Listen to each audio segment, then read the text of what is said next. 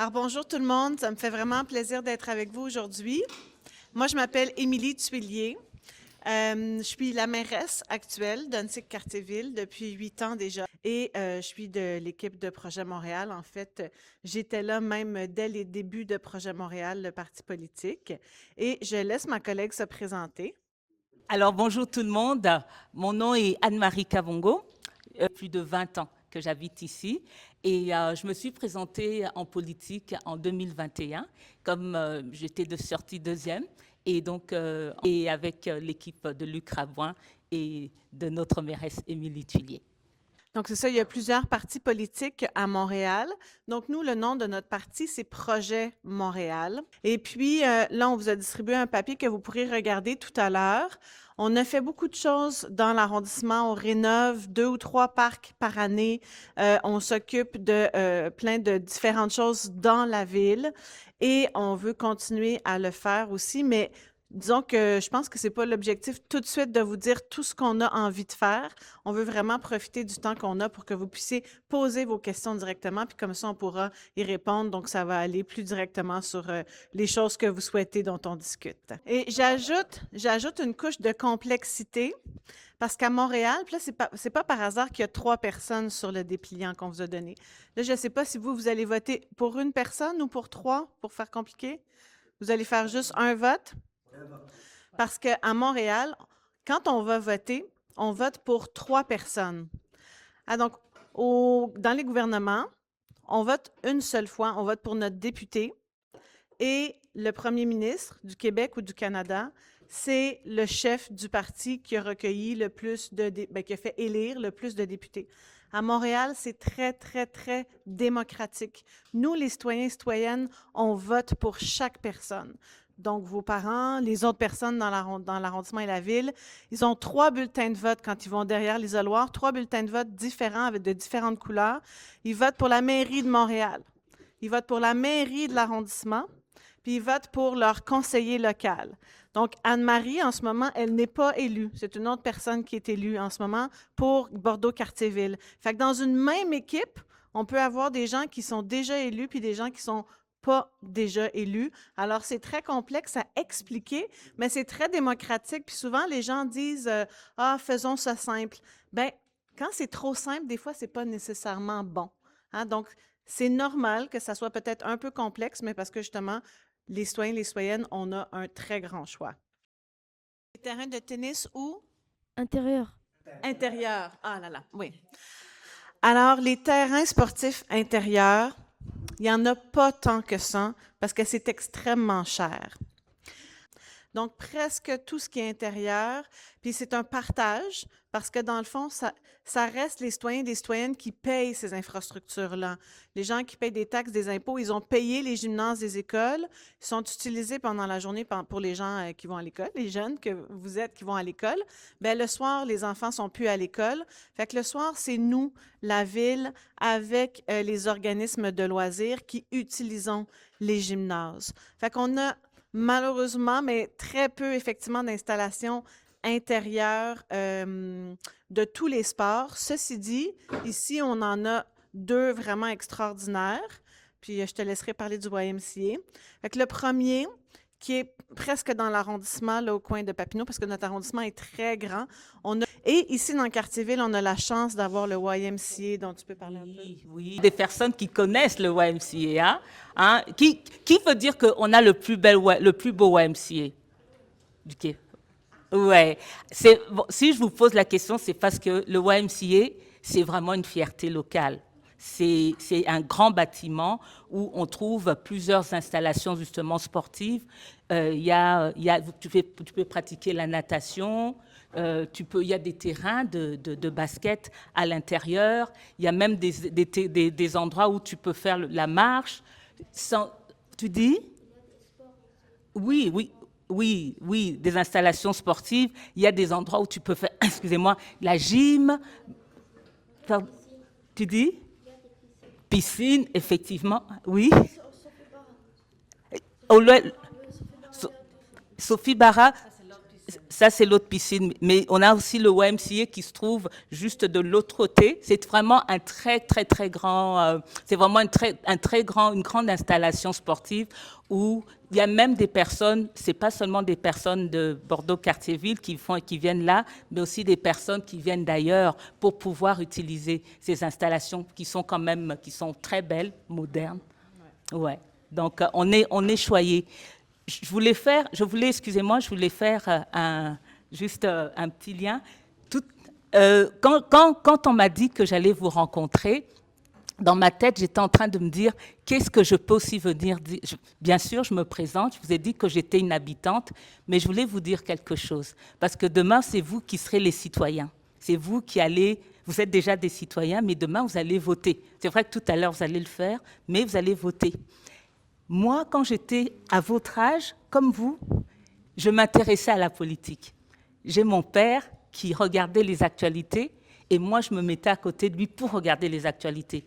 Alors peut-être dans la tête, vous pouvez vous dire, mais qu'est-ce qui a fait que tu te présentes aux élections? Qu'est-ce qui a fait que tu veux devenir notre conseillère? Alors moi, je vais vous partager deux choses. Une boîte à outils. Je vais vous dire, développez votre curiosité. C'est-à-dire que c'est bien comme le professeur est en train de vous intéresser à la politique, à l'actualité, et c'est bien aussi parce que chacun d'entre vous, vous avez des dons, vous avez des talents, et vous avez aussi des centres d'intérêt. Et c'est bien de pouvoir développer votre curiosité. Ce qu'on vous apprend à l'école, c'est bien de pouvoir aller lire, chercher dans les livres aussi pour dire, tiens, qu'est-ce qu'on dit sur ça? Qu'est-ce qu'on dit sur ça? S'intéresser à ce qui se passe autour. Moi, ce qui m'a décidé d'aller en politique, c'est parce que j'aime le quartier. Et il y a des choses que quand tu regardes dans le quartier, tu dis, mais il y a des choses qu'on peut améliorer. Ah bah tiens, il y a la poubelle. Ah bah tiens, il y a ça, il y a ça. Mais qu'est-ce que je peux faire pour contribuer dans mon quartier? Les élections municipales, c'est l'opportunité pour les citoyens. Tu peux être quelqu'un, tu es enseignant, tu es professeur, tu as un métier, mais tu te dis, moi, je vais me présenter aux élections. Et qu'est-ce que tu veux faire? Tu veux améliorer ton environnement. Et les élections municipales, c'est quoi? C'est que, avec les conseillers, c'est eux qui votent des règlements, qui votent des lois pour faire fonctionner les choses dans notre territoire. Les déneigements, tout ce qui concerne les parcs, et ce sont les élus, ce sont les conseillers municipaux, ce sont les maires qui s'occupent de tout ça. Moi, je me suis dit, et donc, c'est comme je dis, quand j'étais enfant, c'est quand je voyais mon père qui qui aimait la politique, je me suis rendu compte qu'en allant à l'école, vous êtes les citoyens d'aujourd'hui, mais vous êtes encore des citoyens en devenir qui vont plus tard voter et sûrement devenir des maires et des mairesses et des conseillères. Annecy-Cartierville, c'est grand. On a 80 parcs. Puis vous savez, avant que moi, je sois mairesse, l'arrondissement faisait des interventions dans les parcs, construisait des choses ou changeait des choses dans les parcs sans en parler avec la population et même parfois sans en parler avec les élus. Et moi, je trouvais que ça n'avait pas de bon sens parce que bien sûr, ils ont des bonnes idées, bien sûr, ils sont allés à l'université pour savoir comment on dessine un parc, mais ils ne vivent pas dans le parc tous les jours. Donc, quand je suis arrivée, on a fait des grandes consultations publiques, ça c'est 2018, pour voir qu'est-ce qu'on met dans chaque parc, puis surtout comment on fait pour rénover les parcs. Et quand on fait des changements dans un parc, et là, c'est ce qu'on a fait. J'espère que vous êtes venus. Si vous n'êtes pas venus, l'année prochaine, il va y avoir plus un autre moment. Au parc de Mézy, on était là cet été. Hein? Et donc, on a demandé aux gens, qu'est-ce que vous aimez dans le parc de Mézy? Qu'est-ce qui manque? Qu'est-ce que vous voulez changer? Et là, on va faire un plan concept d'aménagement pour rénover le parc de Mézy dans les prochaines années. On fait ça dans tous les parcs. Les deux qui sont ressortis vraiment très forts, c'est le basket et le soccer. Bon, sachant qu'il y avait déjà l'aréna, puis sachant qu'il y avait déjà le terrain de baseball. Hein, donc, c'est pour ça. C'est vraiment en entendant les gens. Puis on a travaillé aussi avec un petit comité, parce qu'on va profiter de l'aréna, pour ceux et celles qui le savent, là, quand on est dans des ligues, puis qu'on veut vraiment compétitionner avec les autres équipes au Québec, on a besoin d'avoir des vestiaires, on a besoin d'avoir plein de choses. Fait que là, on va profiter, nous, qu'on a l'aréna à côté, pour pas construire plus, mais donc de faire les deux en un. Fait qu'un nouveau terrain de soccer à cet endroit-là. Les autres parcs, ben, ils viennent au fur et à mesure, puis c'est vraiment quand on refait, comme là, à Villa-Vidal, ça faisait, je ne sais pas si quelques-uns habitent pas très loin du parc à Villa-Vidal, ça faisait 40 ans qu'il n'avait pas été changé. Je peux vous dire que c'était vieux, vieux, vieux, vieux. Puis les gens, ils nous ont dit, ah ben nous, dans ce parc-là, tu sais, il n'y avait pas de place pour un terrain de soccer. Après, on travaille avec les contraintes aussi. Les gens nous ont dit, ah ben on aimerait ça un terrain de volleyball. Fait qu'au parc à Villa-Vidal, on a mis un terrain de volleyball parce que les gens l'ont demandé, puis parce qu'on avait la place de le faire. Fait que c'est vraiment lors de chaque parc, puis nous, on s'assure d'avoir la voix des jeunes des deux façons. Les maisons de jeunes, on les consulte toujours quand il y a un parc proche des maisons de jeunes ou qui vous concerne directement, parce qu'on a 2 maisons de jeunes dans l'arrondissement. Et aussi, on a un conseil jeunesse. Hein, donc, je ne sais pas si vous avez vu Audric tout à l'heure qui vous a accueillis, qui nous a accueillis. Il est président du conseil jeunesse d'Unsick-Cartierville.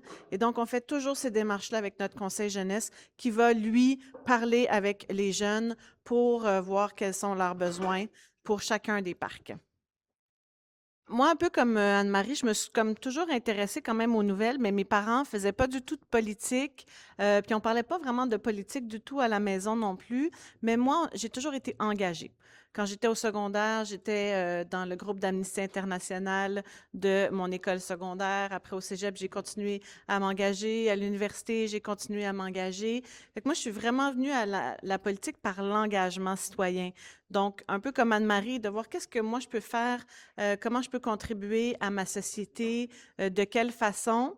Et si vous m'aviez dit à l'époque, quand j'avais votre âge, que je ferais de la politique, je ne l'aurais jamais cru. Parce que moi, je suis une personne quand même timide à la base, mais après, ça se travaille. Puis quand on est avec les gens, puis qu'on est dans un groupe aussi, tu sais, je pense que c'est aussi ça, faire partie d'un parti politique.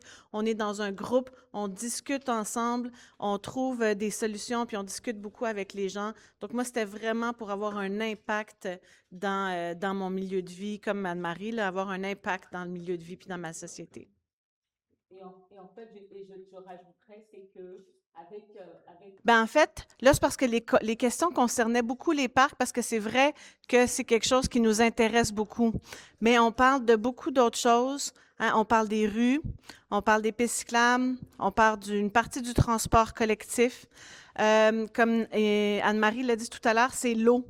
Hein, quand vous voyez des fois, souvent même des cônes oranges, des chantiers qui sont dans la ville, c'est qu'on est en train de réparer les tuyaux d'eau parce que tous les tuyaux d'eau passent sous les rues. Donc, quand il y a un trou dans un tuyau d'eau, ben, il faut aller réparer. En fait, il faut ouvrir la rue, il faut aller réparer le tuyau, puis ensuite, il faut refermer la rue. C'est ça, les gros, gros travaux. Les pompiers, la police, c'est aussi dans le domaine municipal.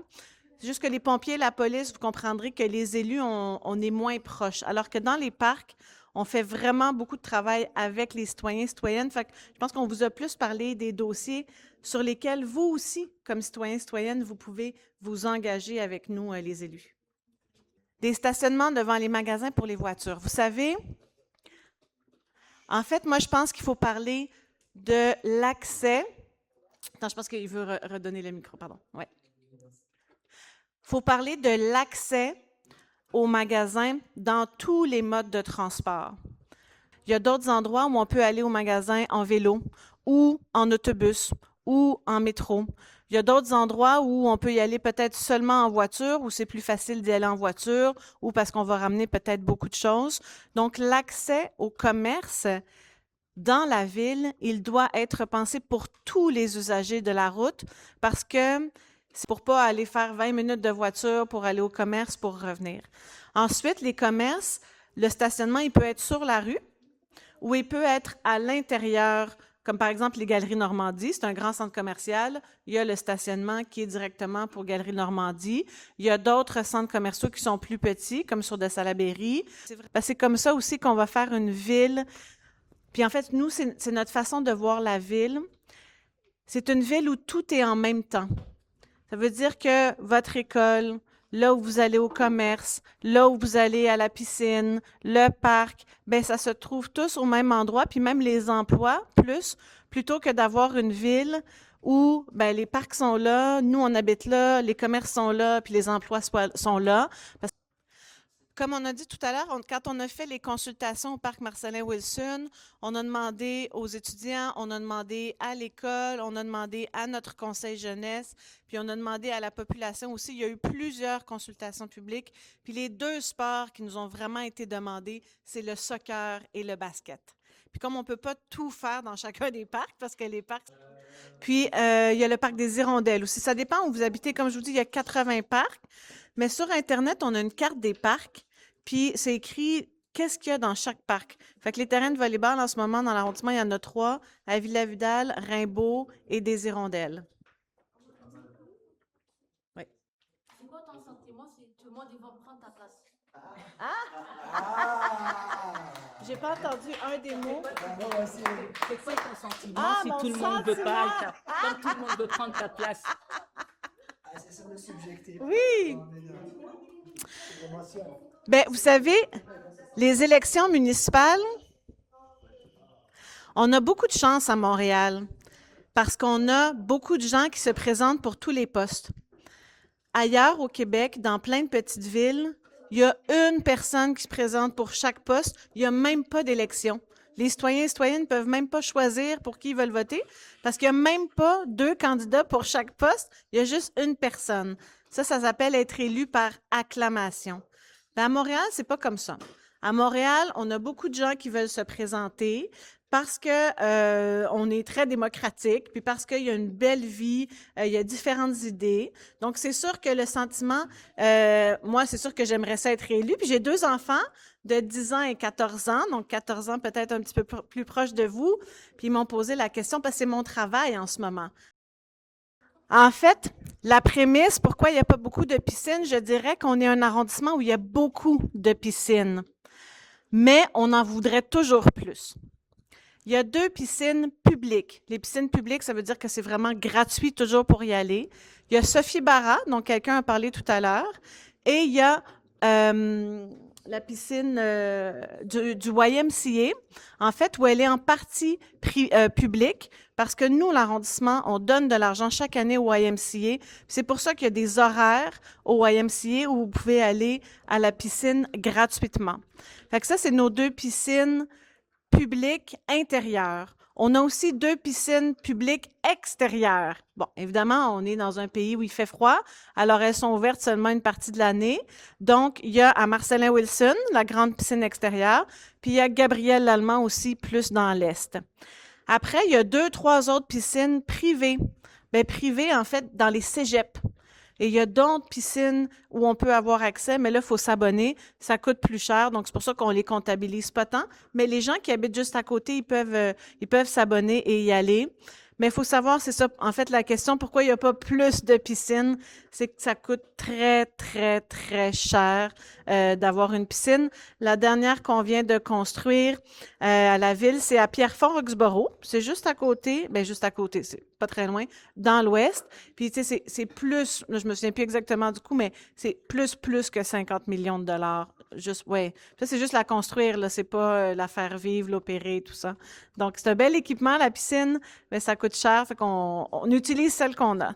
Pourquoi à 15 ans, on n'a pas le droit de voter? Oui, ben en fait, je dirais que c'est la loi, parce que la loi, pour avoir le droit de voter, il faut que tu aies 18 ans ou plus, et puis que tu sois citoyen canadien.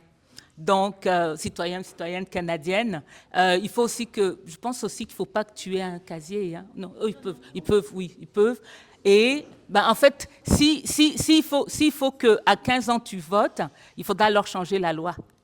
Il faut que la loi puisse maintenant être élargie à tout le monde, où on baisse l'âge pour dire, ben, pour être un électeur ou une électrice, ben, il faut avoir 15 ans et être ceci, être cela.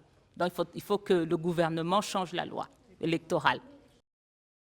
Vous allez voir, là, dans presque tous les parcs qu'on rénove, on met des jeux d'eau, parce que les jeux d'eau, on peut les ouvrir n'importe quand, puis on les ouvre beaucoup plus tôt.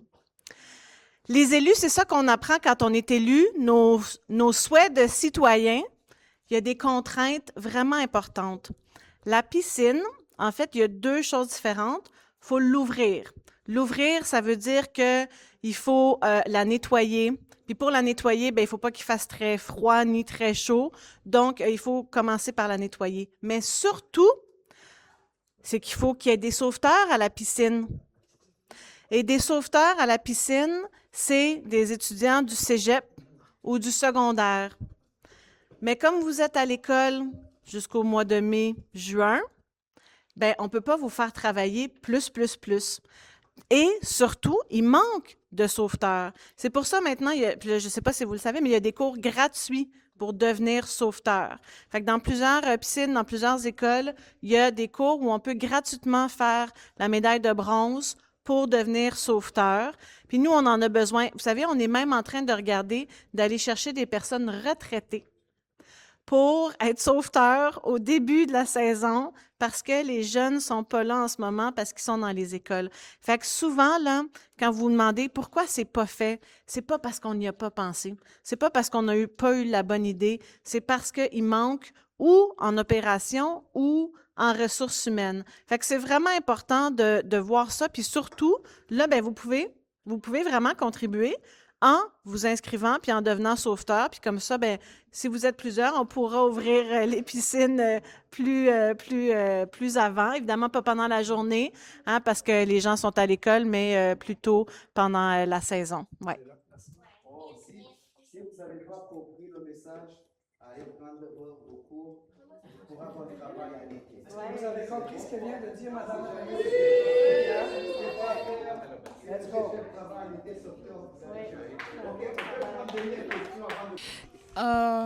J'ai une question. Pourquoi on paye pour installer des voitures dans certains quartiers? Est-ce que tu parles pour la vignette pour avoir un stationnement sur la rue? OK. Oui, alors voilà. Pourquoi il y a des parcomètres? Pourquoi des fois il n'y en a pas? Oui. Ça, c'est une excellente question. Vous savez, moi, j'ai 2 enfants. Je suis mairesse de l'arrondissement. Je suis aussi membre du comité exécutif. Je n'ai pas de voiture. Je n'ai pas de voiture à moi. Et je suis membre de Communauto depuis que j'ai 16 ans. Mais je conduis. J'ai mon permis de conduire depuis que j'ai 16 ans et je conduis. Mais je conduis des voitures Communauto, des voitures louées, ou parfois mon voisin va me prêter sa voiture.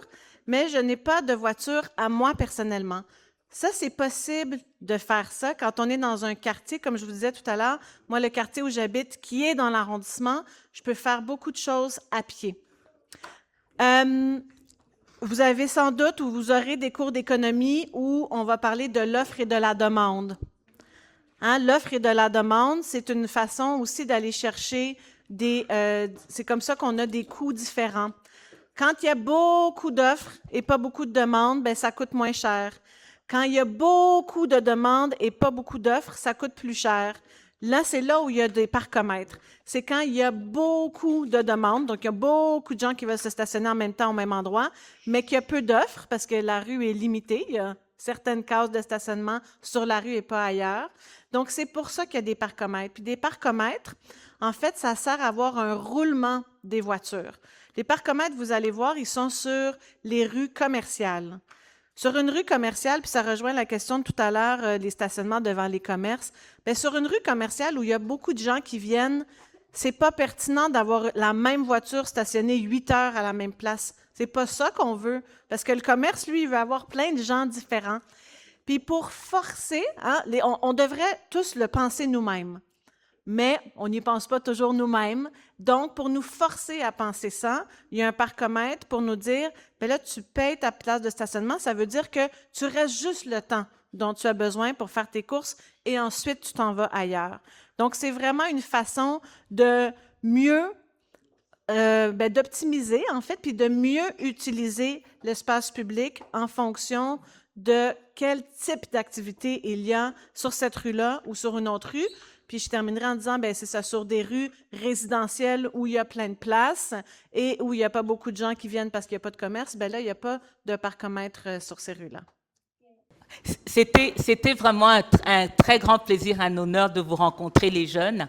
Et je vais vous confier une mission, enfin plusieurs missions, parce que c'est ça justement le rôle des élus, c'est de prendre soin de notre territoire, de prendre soin de nos infrastructures. Allez dans les bibliothèques, allez lire.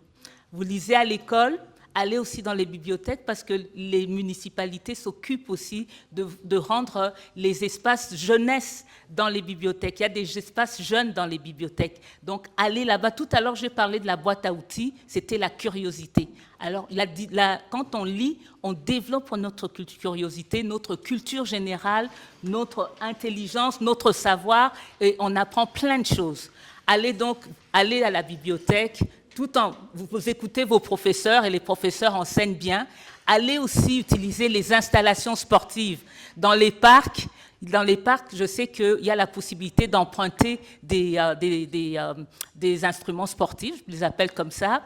Il y a aussi, dans les bibliothèques, il y a même moyen aussi d'emprunter des instruments de musique de manière gratuite. Et bien sûr, allez utiliser les piscines, là où c'est accessible. Parce que une chose aussi qu'on veut, c'est que les jeunes puissent s'épanouir. On veut que vous soyez dans des milieux où vous allez pouvoir vous épanouir intellectuellement, donc la tête. Vous allez aussi vous épanouir physiquement, en faisant du sport, en mangeant bien. Vous, pas juste vous, mais aussi vos familles. D'accord? Donc, allez utiliser ces installations-là parce que c'est pour vous, c'est pour votre avenir. J'ai envie de vous donner rendez-vous l'été prochain. L'espace qui est en construction au coin de la rue du Domaine et l'Acadie, c'est nous, l'arrondissement, qui sommes en train de faire la placette que vous avez eue temporaire pendant 2 ans. Maintenant, on est en train de la faire à 9. Puis là, l'été prochain, on va pouvoir l'utiliser. Puis il y a des espaces là qui sont prévus pour ça. Puis ça sera un super endroit où on va pouvoir se revoir puis continuer ce genre de discussion-là parce qu'on l'a prévu comme ça, cette installation-là, un lieu de rendez-vous pour vous les jeunes, mais qu'on peut faire d'autres choses. Puis il va faire plus beau.